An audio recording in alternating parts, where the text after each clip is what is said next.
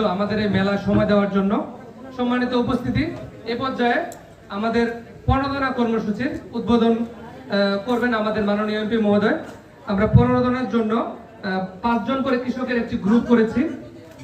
আমন প্রণোদনার জন্য 3 নং দেওয়ারগাছ ইউনিয়ন থেকে 5 জন কৃষক আসবেন।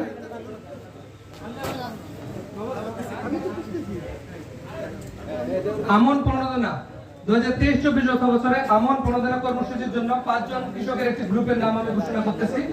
আবুল কালাম, হারুনুর রশিদ, আফরোজ মিয়া, মানিক মিয়া, স্বপন মিয়া।